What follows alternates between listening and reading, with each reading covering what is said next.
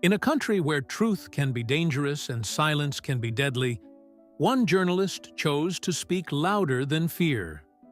He questioned power, exposed corruption, and refused to be silenced. But on one quiet night in 2022, his voice was cut short, sparking outrage, investigation, and a desperate search for justice. This is the story of Percy Lapid, the fearless commentator who paid the ultimate price for the truth. You're listening to Pinoy True Crime Story, where we uncover the Philippines' most haunting and controversial cases. Stories of truth, power, and justice told through the voices that refuse to be forgotten. It was a quiet Monday night, October 3rd, 2022. The city of Las Piñas was winding down. Streetlights flickered over the narrow roads leading to BF Resort Village, a familiar subdivision where the sound of tricycles and cars mixed with the faint hum of the evening. Inside a black Toyota Innova, a 63-year-old radio commentator was driving home after a day of work. Percival Percy Lapid.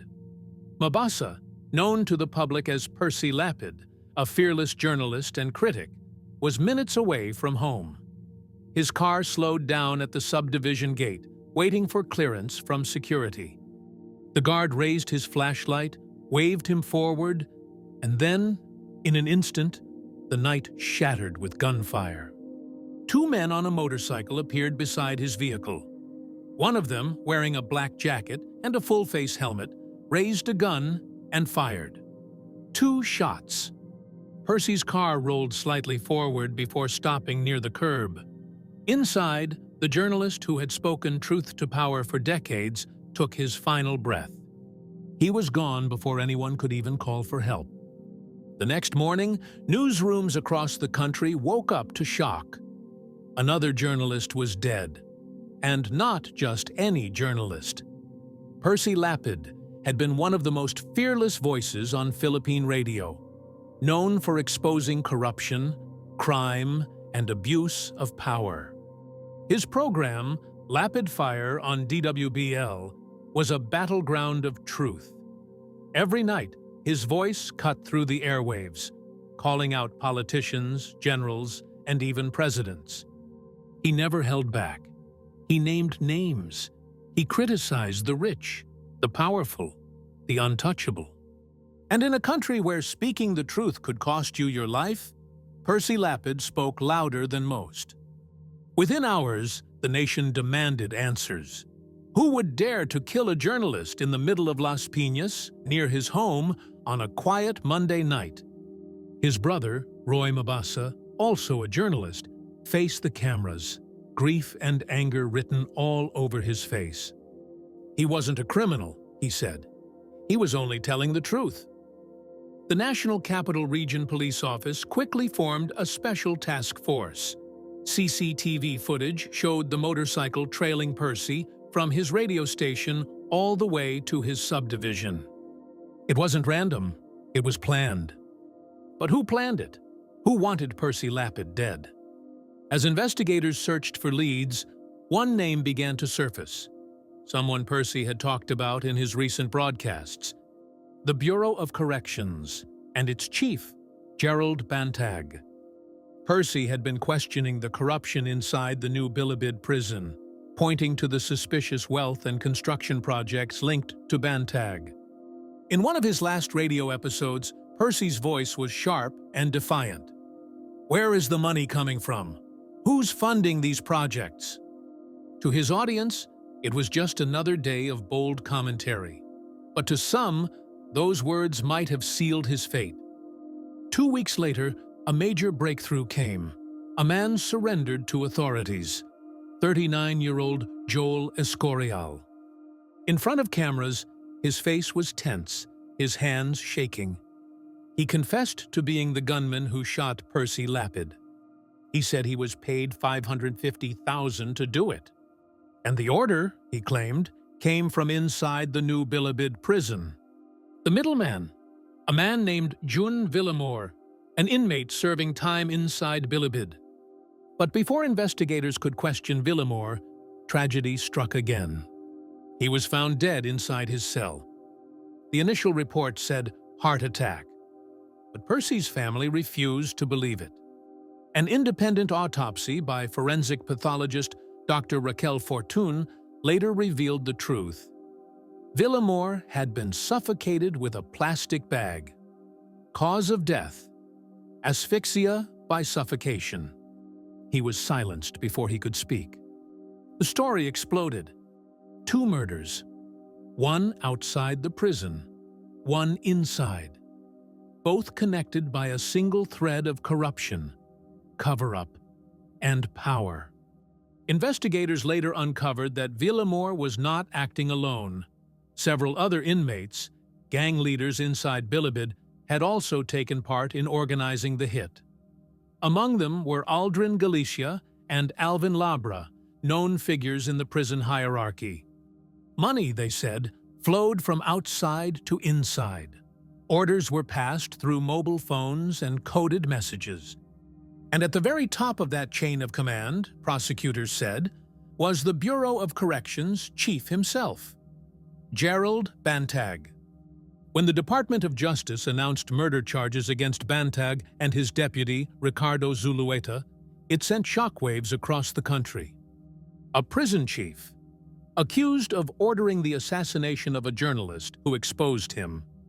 Justice Secretary Crispin Remola said the evidence was clear.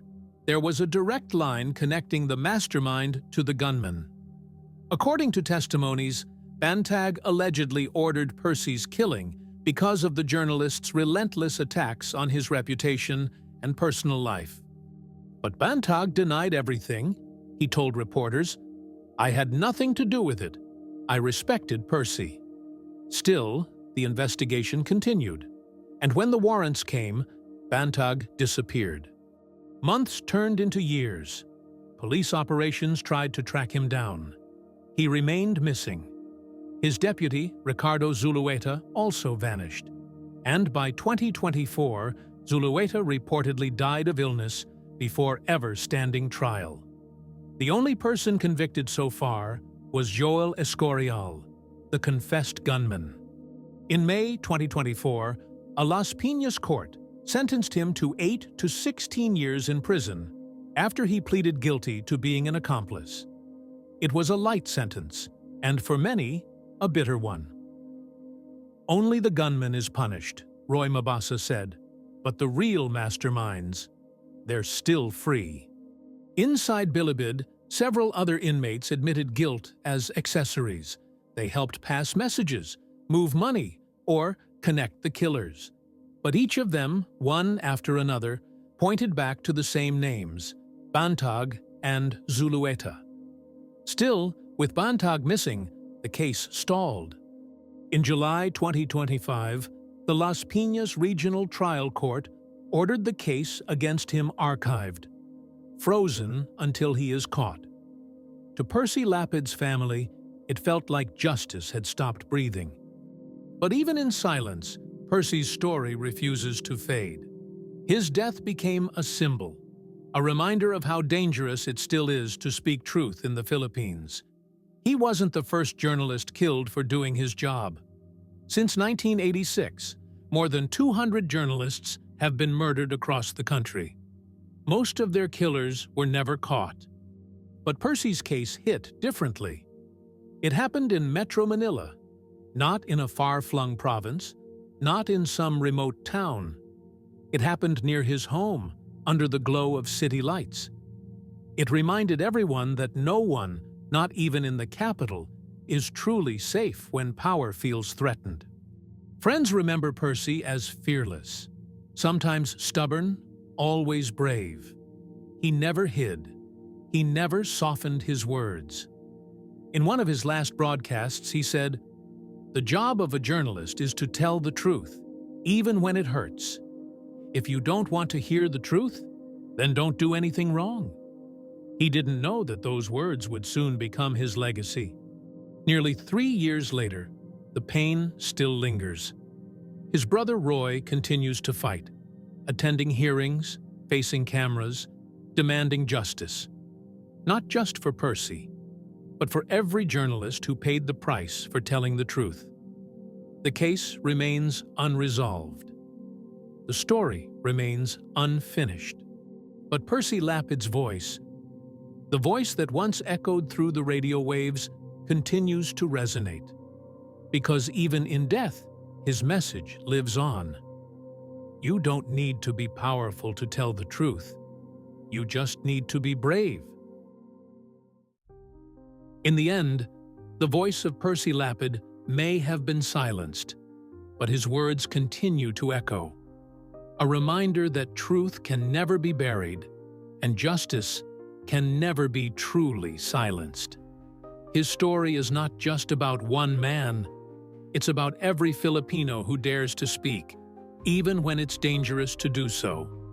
This has been Pinoy True Crime Story, where we uncover the darkest crimes, the most shocking truths, and the stories that define our nation's fight for justice.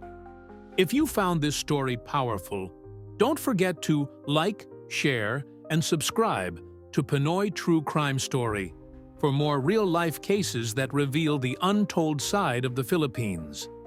Because every crime has a story, and every story deserves to be told.